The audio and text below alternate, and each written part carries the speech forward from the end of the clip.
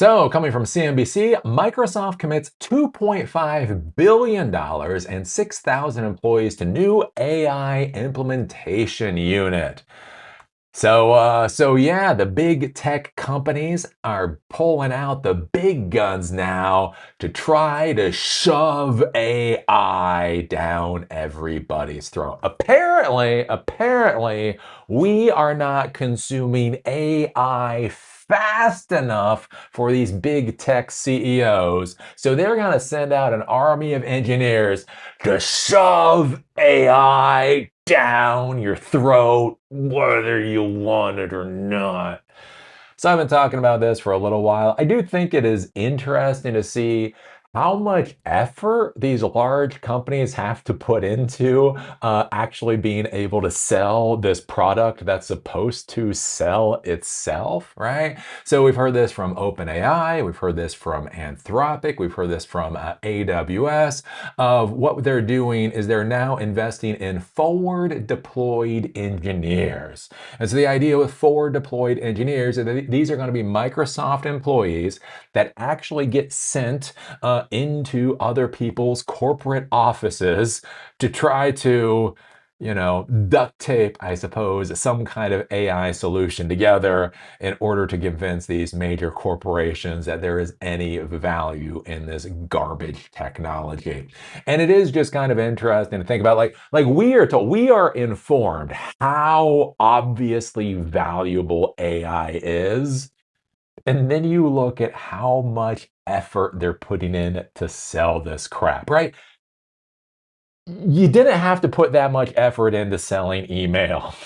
You didn't have to put that much effort into selling file servers or print servers. It's like you have a CEO and you'd be like, hey, CEO, would you like a print server? They'd be like, what's a print server? Well, you know how, every one of your employees has their own printers and that costs a lot of money. Yeah. Well, you could buy one printer for like $1,000 and then have 100 people all be able to share it. Would you like that? Yeah, I would. Right. That's what it used to be like to sell technology. It's amazing. It's amazing. When you have technology that's actually valuable, it is relatively easy to sell that shit all day long. Here's the thing. When you have big tech companies spending billions and billions and billions of dollars to shove their technologies down the throats of corporations, maybe it says a little something about the actual value of that technology. So yeah, anyways, we're seeing this out of all the big tech companies. They are trying essentially to pay their own engineers to go to corporations to deploy this AI technology, which it's curious because I think one of the things that I think about this with it's curious is, one, again, the whole value proposition. What is the actual value proposition from artificial intelligence? We heard about this from Accenture. So Accenture, right? They are a global consulting company. They have been shoving AI down the throats of their clients for the past 2 years. Accenture has even come back and said the executives that they support do not see a recognizable value in the AI deployments. So, if you're talking about with these major companies, they're already not seeing recognizable values in the AI deployments. And then the other thing to be concerned about with this is if you're having forward deploy engineers from Microsoft or Anthropic or whatever come into your environment, is your organization creating the institutional knowledge required to support what is being deployed in your environment? So think about this again, back in the old days, right, with the MCSEs and the CCNPs and CCIEs and all those kind of certifications or whatever else, right?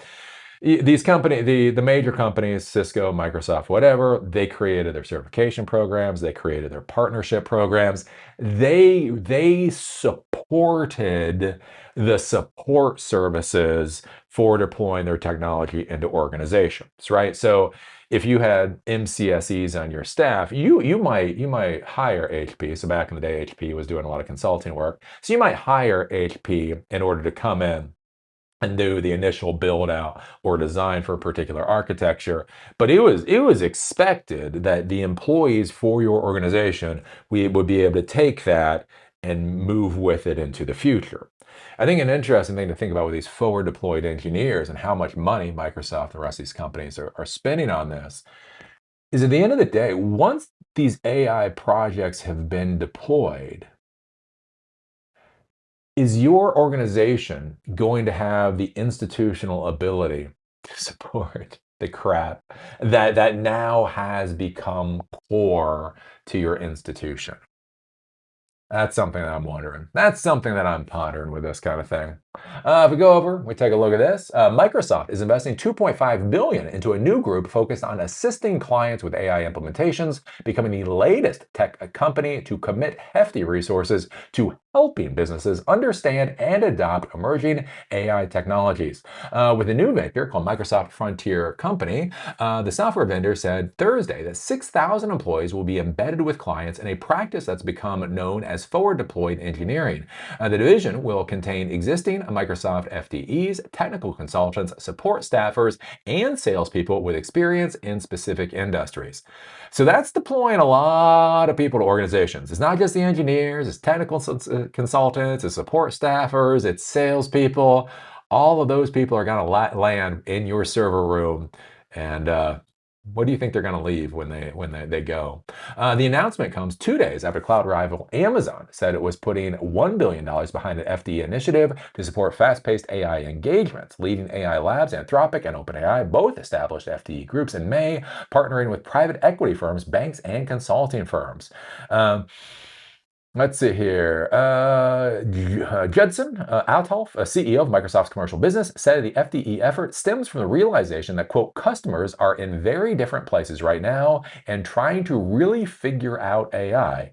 Quote, do they snap to one model from OpenAI or one model from Anthropic or a family of models? He said in an interview. Do they take it from a technology-first mindset? How do they look at their existing business processes and operations? He credits the data analytics software vendor Palantir with popularizing the FDE job title. The U.S. military, which keeps forward deployed forces abroad, has long relied on Palantir software, and the company sent FDEs to U.S. bases in Afghanistan. Earlier this year, Accenture and Ernst & Young both touted plans to ally with Microsoft on AI-centric FDE programs. Microsoft has for years provided support and implementation services to customers. The company generated about $2.1 billion in revenue from enterprise and partner services in the March quarter, up 2.5% from a year earlier. So basically, they're just pushing their services more and more and more to try to shove artificial intelligence down enterprise customers' throats. This is gonna go well. This is it's gonna go so well. It's gonna go so well. So yeah, it'll be interesting to see how this goes. My big argument with all of this is it's just moving too fast, and it's not moving too fast. Dude, you're a not boomer. You don't get the value of AI. Look, I get a lot of the value for these. There are a lot. There's a lot of amazing values coming from technology that is clumped into artificial intelligence. It takes a while. It just takes time to implement technologies into the real world. Like one of the things I talk about, I remember I worked for this one corporation and they did a big deployment. So they did this big, it was efficiency. It was some kind of, it was like a telephone system thing or whatever. Anyways, and it was supposed to like massively increase the efficiency of the secretaries. And so they went in, they built the entire thing out. They did fine. The servers were fine, the software was fine, everything was fine.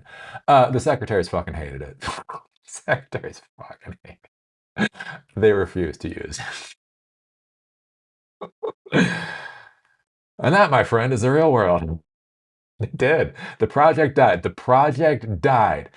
Not because the hardware was bad, not because the software was particularly bad, because there wasn't enough communication with the secretaries. People did not fully understand what the workflow the secretaries were dealing with. They didn't really understand the environment that the secretaries had to do their job in, and they didn't fully grasp how this particular software was going to integrate into what they had to do on a daily basis, right? And so this perfectly fine technology, perfectly fine people that implemented technology failed effing miserably because the secretary said no, no, fuck you.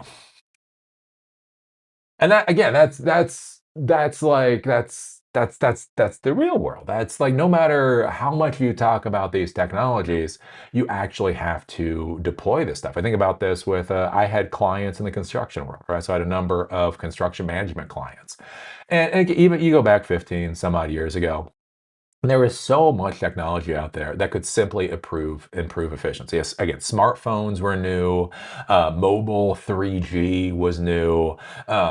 Project management software. There was all this stuff out there that was amazing. And one of the things I would sit there with my construction clients and be like, look at all of this stuff you could deploy into the field, and it would make your operation so much more efficient. And then it was funny because I'd be sitting there with the CEO or whatever else, and like, Eli, I get what you're saying. I completely 100% agree with where you're coming from with this technology.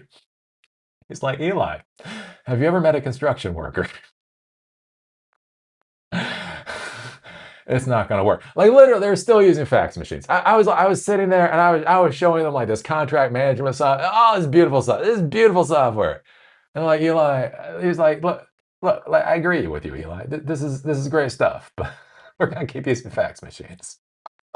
The construction workers know how to use a fax machine. We're just gonna keep using it, right? And that's the real world of technology that I feel like it's so missed in this rush for artificial intelligence. Is just it just takes time. It takes time. Like you use the internet now and you forget how janky it was not even that long ago. Like it's taken, right? So let's say 95. So most of us really got introduced to the internet in 95 with Windows 95. So we're talking about 30 years, right? And it's real. Like you look at the internet and you look at the ubiquity of the internet, and it's really easy to be like, yeah, this is the internet, right? As soon as the world got this, everybody knew how valuable it was. And you're like, dude, you're looking at the internet in 2026. I'm telling you, the internet in 1996 did not look like this. Yes, it still used TCP/IPv4. Yes, it still used HTTP. But I had a buddy of mine. He was talking about that on a project he was working on back in the days when they were trying to figure out how to do credit card transactions online. Like credit card transactions online now are like so easy. But no, he was working on a team like back in like 96 or 97 or whatever else, and they were working for a company, and they were literally trying to figure, okay, like how do we do credit card transactions online? Like it's so easy to look at what we have now and think that's what we got in 1995. And it's like, no, this is 30 years down the pike. And that's where I look at like with artificial intelligence is where will AI be in 2056? Look, you will not hear me say that I don't think that by 2056 the set of technologies will not revolutionize the world. But take a while. Take a while. Like we are in the era. Like remember back in the days with web browsers? Remember when each web browser had their own tags? Like literally. So if you were dealing with Netscape Navigator or you were dealing with Internet Explorer and maybe Firefox was still around at that time, like like they had the idea of HTML tags, but literally with HTML tags at one point in time, some HTML tags literally rendered differently on different browsers. They just made it look different on different browsers.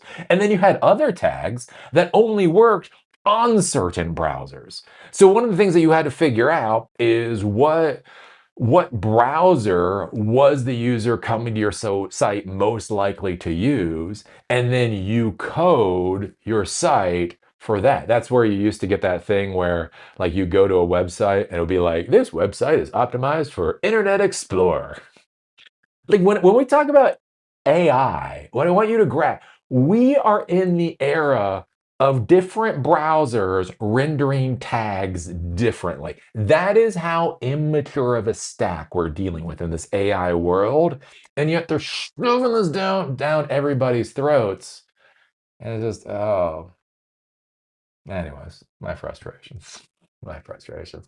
What do you think about this? What do you think about Microsoft committing $2.5 billion and 6,000 employees to become forward deployed engineers, get sent into the lion's den to try to shove AI down the lion's throats? Are these 6,000 employees, is this an amazing stepping stone of their career? Or is this the warning sign of we're going to see 6,000 layoffs in about 6 months? I will also just put that one on the table. If I was one of these forward deployed engineers, I'm just saying I'd probably have my resume out. I'm just saying. Anyways, put your comments down below. If you like these episodes, remember they're on Spotify and on Apple Podcast. A link is down below. Also, if you want to follow me on LinkedIn, there's a link down there too. With that, see y'all later.